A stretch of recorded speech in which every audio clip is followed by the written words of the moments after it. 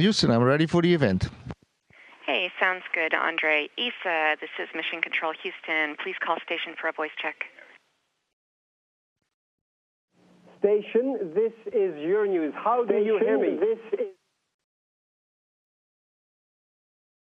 Euronews, this is International Space Station. I hear you loud and clear. Thank you very much, Andre. As you know, we will be doing this interview in two parts. The second part is a series of scientific questions.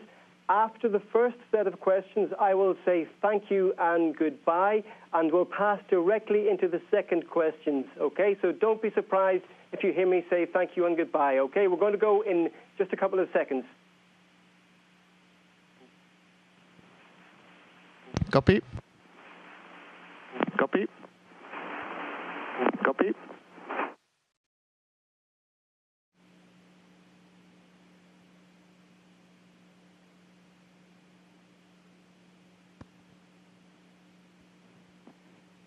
Okay, Andre, here we go.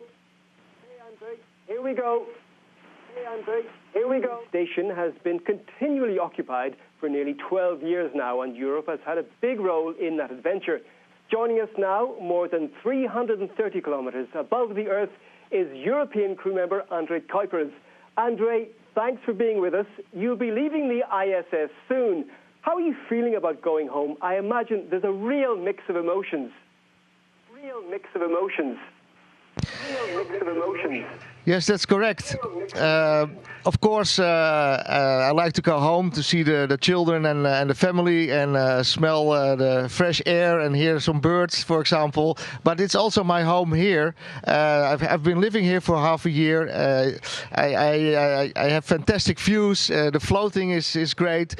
So it's a double feeling also because, I know that I won't be coming back here probably. So it's mixed feelings indeed. Is there a feeling of mission accomplished among those emotions? Because you had some very specific scientific goals to achieve. What were they?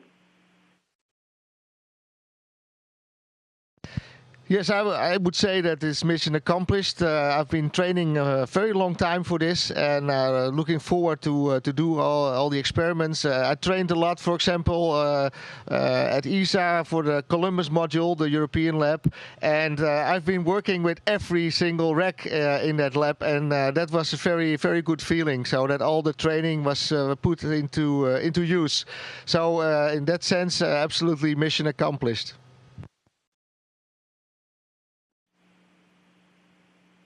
Apart from the scientific work, how did you put in your time? Talk us through a typical day on board the ISS.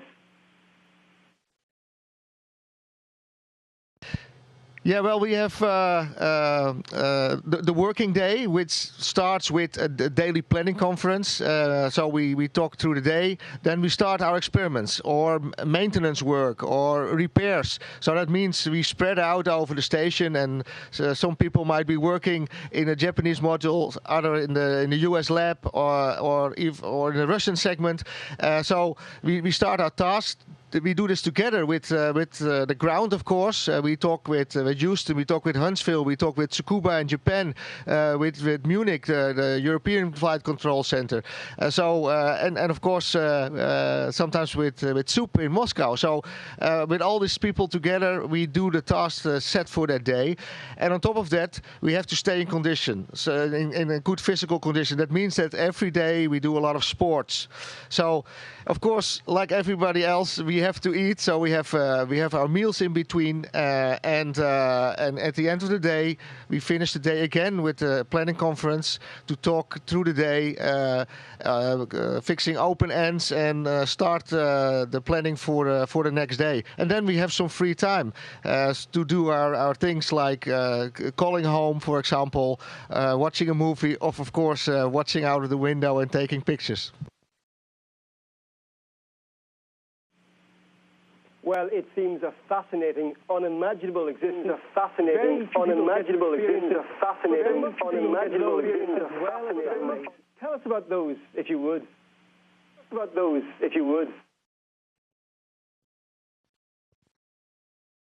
I think you have to repeat the question because I hear 3 echoes here at the moment. So I didn't get the question.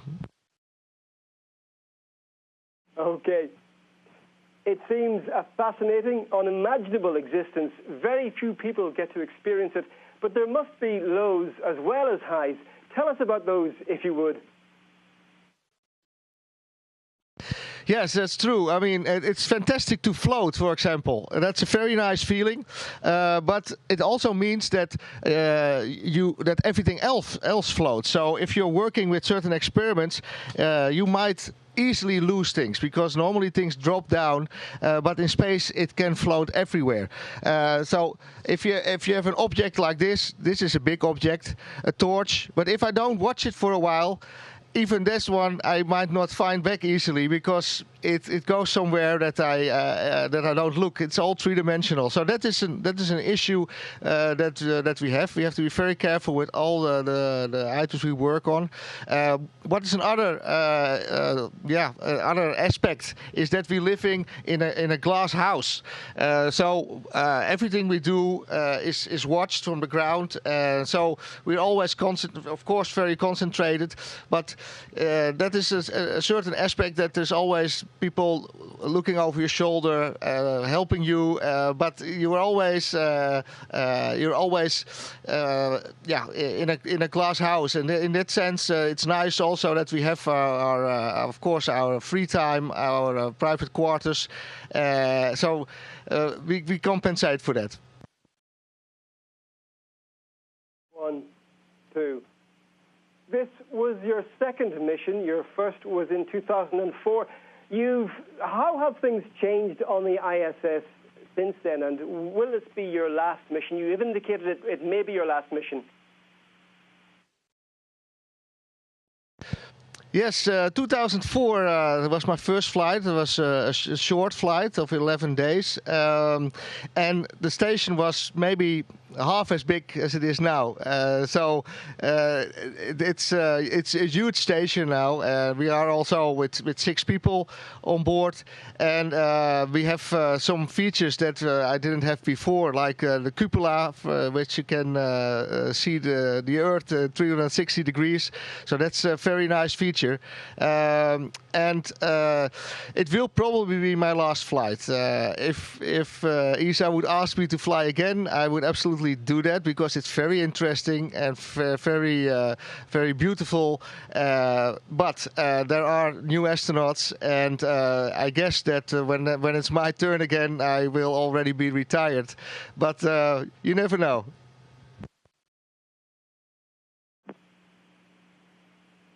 Well, Andre, we wish you a safe journey home. Thanks for taking the time to talk to us. Goodbye. It was a pleasure.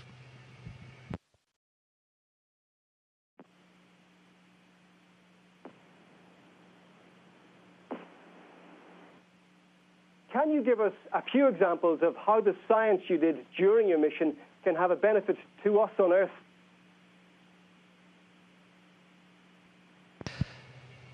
Yeah, one of the nice things of being an astronaut is that you do science in a lot of different fields. So it could be that one morning I do, for example, a biology experiment, working with cells. We have a special device where I worked on called a cubic, and we did an experiment called Roald, and I worked on immune system. So these kind of results can be used on ground to get more knowledge and applications. For example, to cure problems with the human immune system, because we have a different situation here in space where bacteria grow better and the human immune system is a bit decreased. Then in the afternoon, I might be doing a technology experiment. Or a fluid physics experiment. So we have all kind of different ones that, and the applications of those experiments can be found in industrial processes, for example, or new materials, or new treatment for example, osteoporosis. We have an experiment called ADOS, which looks at the bone loss that astronauts astronauts have much faster than people on Earth. And this is important because a big part of the population is getting in the old age region with all the problems for bone loss. So the research that we do up here is done by teams on the ground who do their research there. And here they have they can do specific research because of the fact that we don't have weight here. So those aspects are being tested here and have their applications on the ground. A lot of the science is about the human body. Are you then the guinea pig for these experiments? Yes, absolutely. For a lot of experiments, we work with payloads. But for human experiments, human physiology experiments, we are the payload. So we are the guinea pigs. That means that we have ECG, EEG, blood pressure measurements. We give blood samples. We do ultrasound scans of organs and blood vessels, and even of our eyes. So we are indeed the guinea pigs, and we are operator subject. So one day I do an ultrasound scan on a colleague, and the next day he does it on me, or we take blood samples. So yes, we are the guinea pigs.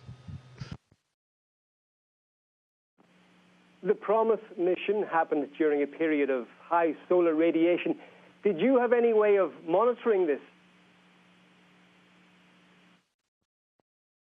Yes, absolutely. We have very interesting experiments running. Experiment called Althea, but also Doses 3D. And we're measuring all over the space station. We're measuring the radiation levels. So radiation is an interesting topic. We are not protected by the atmosphere here. And without even equipment, we can see clearly that there was an active sun. Well, first of all, sometimes you see flashes, and it means that radioactive particles hit the back of your eye, your retina, and you see that as a flash. So that is something we can see.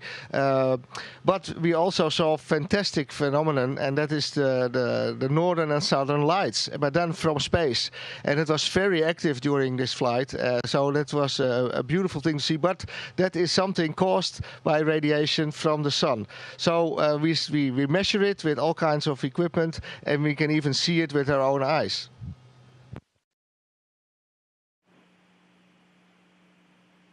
And finally, Andre, a question for one of our science programs. Can you give us an example of an experiment which could not be done here on Earth? Well, actually, it's a nice question. There's an experiment with the Earth in that sense. So we have an experiment called GeoFlow. And GeoFlow is mimicking the whole Earth, so the Earth in a box. So we have an experiment with fluids, and it's a sphere, and then a fluid mantle, and then again a sphere around it. So this is mimicking the situation of the Earth with the core, with the mantle, and it gives us information on how, for example, earthquakes are caused, and what the physics are, what's happening inside the Earth, and that we simulate with this experiment in a fluid science lab that we have in the Columbus lab from ESA, and it's a very intriguing experiment, GeoFlow.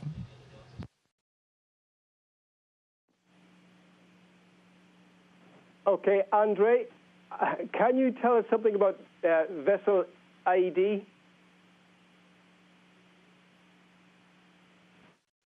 Besides all the biological, fluid physics, human physiology experiments, we also have technology experiments. So we're testing out new technologies, and one of those experiments is vessel ID. So these are it's a system that tracks ships all over the world, which is a very interesting way for the shipping industry to know where all the ships are. And this is a technology that is tested here from the space station. So also in that field we do a lot of innovative new things.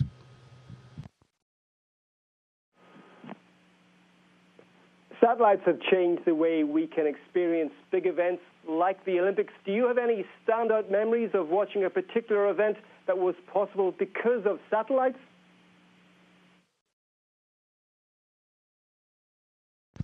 Can you repeat the question? It came a bit through a bit broken. This is a question for one of our science programs. Satellites have changed the way we experience big events like the Olympics, and I'm just wondering, from your own memory, do you have any standout memories of watching a particular event that was possible because of satellites?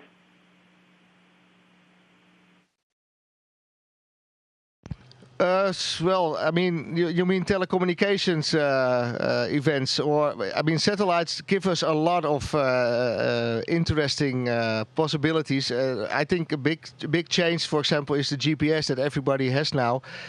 So that is an important recent development.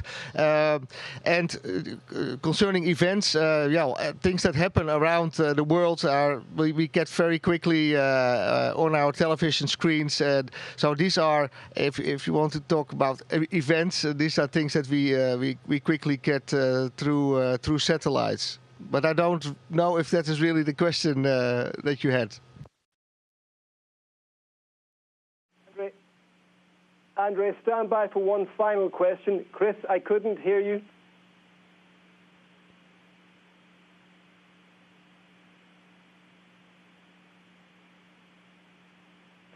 Okay, Andre, final question. Why do they take the blood samples and ECGs?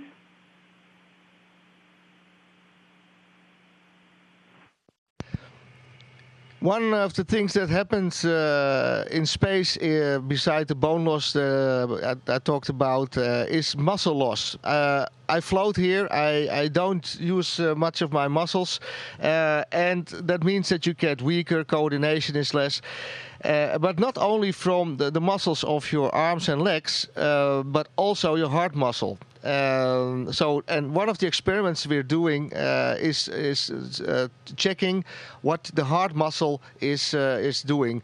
So we have an experiment called VO2 max, for example, and a part of the experiment is also a thermolab. So what you see often is that scientists combine experiments. So one scientist is looking what the maximum oxygen uptake is and how the heart's behaving, and for that we have the ECG for example. But another experimenter from another country, in this case Denmark, they have an experiment for measuring the heat dissipation on the head and on the chest, and that is also very interesting to see how that happens in microgravity. We use interesting equipment for those kind of experiments. We have the portable pulmonary function system, which is a European device that we have in the US lab. And with that one, we go on a bike and we do maximum exercise for the VO2 max, and at the same time measure also the temperature gradient. So these are very integrated experiments that we're doing here from different scientists with the goal of getting better knowledge of how our body works, how our heart works, and maybe we have some good applications of that for patients on Earth.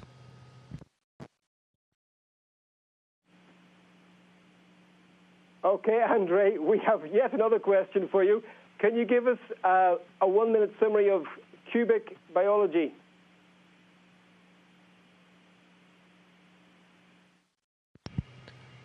One of the biological experiments I did is the Rowald experiment, and we did this with a device called Cubic. I used that also on my first flight. Cubic is a very interesting small payload that we can put in a rack. It's called in the EDR rack, the European Drawer rack. So we have one Cubic in that rack, and we have another one which is a standalone. And in there we have an incubator. We have a centrifuge. So we can compare the situation with samples that are under Earth conditions, gravity-wise, but for example, radiation-wise, they are in space conditions.